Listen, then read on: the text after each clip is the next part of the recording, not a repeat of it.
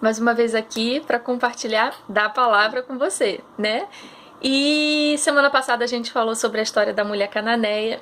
E não é que hoje a gente continua nessa mesma história?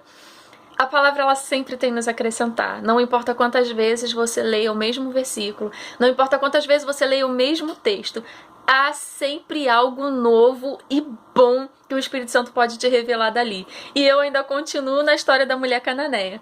Só que agora a gente não vai olhar o lado da mulher cananeia. Nós vamos olhar o outro lado da história. Jesus dentro dessa história, o comportamento de Jesus dentro dessa história. E depois você pode ir lá ler em Mateus capítulo 15, a partir do versículo 21, para você entender tudo o que eu vou dizer a partir de agora. O texto fala que Jesus estava lá, na missão dele, no propósito a qual ele tinha que cumprir, alcançar as ovelhas perdidas da casa de Israel, focado, determinado no que ele tinha que fazer. E vinha uma mulher gritando, essa mulher cananeia vinha gritando, mas isso não incomodou Jesus. Ele estava tão focado, ele estava tão determinado naquilo que ele tinha que fazer, que nem a gritaria dessa mulher o interrompeu, o atrapalhou. Antes incomodou os discípulos, né? E os discípulos é que levaram até Jesus esse incômodo, mas Jesus mesmo não estava incomodado com aquilo. Ele sabia que ele não podia perder tempo. Me chamou a atenção o quão Jesus estava tão focado e tão determinado na missão, na visão, no propósito que ele tinha, que nem a gritaria dela o incomodou. Mostra o quão ele estava focado naquilo que ele tinha que fazer. E quão talvez os discípulos não estavam, né? Porque afinal eles é que se incomodaram. Mas enfim, continuamos em Jesus. Me chamou a atenção o compromisso de Jesus com a missão, o foco e a determinação dele com o propósito da missão qual que ele tinha que cumprir. E outra coisa, o compromisso dele com a verdade. Foi sensacional e a gente consegue ver isso pela resposta em que Jesus dá tanto aos discípulos quanto àquela mulher. A gente sabe que houve uma pausa, porque a Bíblia diz um coração quebrantado e contrito, o Senhor não rejeita. Fé agrada o nosso Deus. E essa era a situação daquela mulher. Um coração humilde e um coração cheio de fé. Por isso foi favorável uma pausa na missão e no propósito que Jesus tinha que cumprir, porque fé o atrai. E era o que tinha no coração daquela mulher. Hashtag fica a dica, fé atrai. E vamos voltar. A situação daquela mulher era uma situação difícil. A Bíblia diz que ela fala para Jesus: a minha filha está miseravelmente endemoniada. Cara, era uma situação de miséria que estava acontecendo com aquela mulher. Era uma situação que, se a gente for olhar no natural, a gente sentiria dó dela, não é mesmo? E Jesus não sentiu dó. Jesus não se comportou como quem tem dó de alguém. Jesus, ele não foi melindroso com aquela situação. Não. Ele estava focado, ele estava determinado no que ele tinha que fazer e ele precisava ser direto. A verdade saiu da boca dele. Ele não se importou como aquela mulher iria receber a verdade, mas a verdade saiu da boca dele. Ele era convicto que é a verdade que liberta, é a verdade que transforma, que cura, que traz mudança para a sua vida. E ele era focado nisso, ele era convicto disso, e ele abriu a boca e ele lançou para aquela mulher a verdade. Se ela fosse receber bem, não era compromisso de Jesus. Se ela fosse se doer pelo que Jesus falou, não era o compromisso dele. O compromisso dele era com a missão, e a missão dele era levar a verdade para libertar. E foi o que saiu da boca dele. Glórias a Deus, que o coração daquela mulher foi um coração que soube receber a verdade e ter a sua vida transformada, né? Porque existe humildade e fé.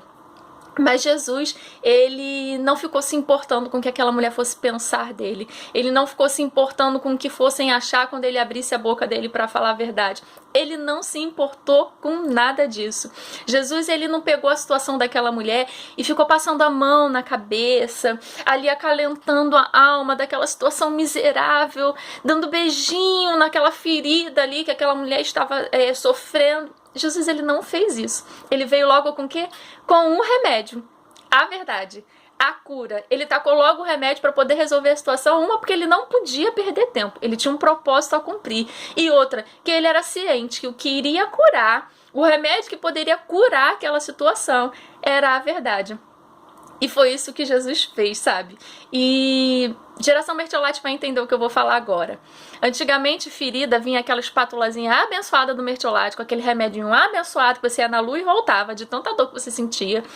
Mas quando colocavam aquilo ali na sua ferida, no seu machucado, e depois botavam um band-aid, aí vinha um beijinho, né, pra poder amenizar o dano, né, psicológico da dor que você sentiu, dava minutos depois, a dor tinha passado.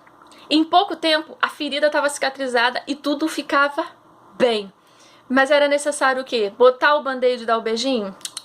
Não. Era necessário o quê? Vir com Mertiolate. Vir com aquele remédio que doía. Aquela coisa que batia assim e doía e você não queria. Mas você sabia que era aquilo ali que ia solucionar.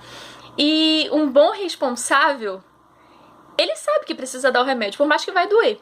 Mas precisava colocar o Mertiolate. Não adiantava colocar um band-aid por cima e não adiantava dar beijinho na ferida. Não ia solucionar. O que solucionava era o remédio. E Jesus me fez pensar o quão às vezes eu me comporto o oposto do que Jesus fazia. Do quão às vezes eu opto por reter a verdade, por reter o remédio dentro de mim e eu opto por dar um beijinho, por colocar um band-aid na ferida de alguém. Quantas pessoas feridas pelo pecado, até mesmo, passam pela nossa vida e a gente opta por dar um beijinho, por passar a mão por cima, por colocar um band-aid naquela situação e a gente guarda dentro de nós a verdade que pode libertar aquela pessoa daquele pecado que está causando aquela dor. E a gente retém, a gente guarda o remédio. Por quê? Porque a gente não quer causar atrito, a gente não quer causar desconforto, a gente fica preocupado de como aquela pessoa pode receber aquela palavra que você vai dizer. Deixa eu te contar uma experiência. Uma vez eu estava com uma feridinha e um professor meu ensinou que podia colocar um punhadinho de sal. Dói muito, eu já fiz isso. Dói que não o Mertiolate doía. Mas pouco tempo depois, já tinha passado e a cicatrização foi super rápida. Mas precisava ter colocado aquele punhadinho de sal ali naquela ferida. Foi o remédio naquele momento. E o Senhor me fez pensar, nós fomos chamados para ser o quê? Sal dessa terra. Não fomos chamados para ser açúcar. Não fomos chamados para ser agradável ao paladar das pessoas. Nós fomos chamados para ser sal, remédio na vida dessas pessoas. E quantas pessoas chegam até nós com essas feridas causadas pelo pecado e a gente retém o sal? A gente não joga, não lança o sal. A gente não manifesta o sal que nós de fato somos, o remédio que de fato nós somos. Porque temos dentro de nós a verdade da palavra, o remédio que cura, que liberta, que transforma. Quantas vezes a gente deixa de fazer isso por não querer causar atrito, por não querer causar desconforto, por querermos ser agradáveis com todo mundo. Deixa eu te dizer uma coisa, o seu compromisso não é com ser agradável, o seu compromisso é ser verdade na vida dessas pessoas por meio da verdade da palavra que habita dentro de você. Esse é o seu compromisso, esse é o compromisso para qual eu fui chamada. E a gente analisando Jesus, Jesus ele não ficava com esse dedo, sabe? Ele não tinha medo do desconforto que poderia causar, ele não tinha medo do atrito que poderia causar.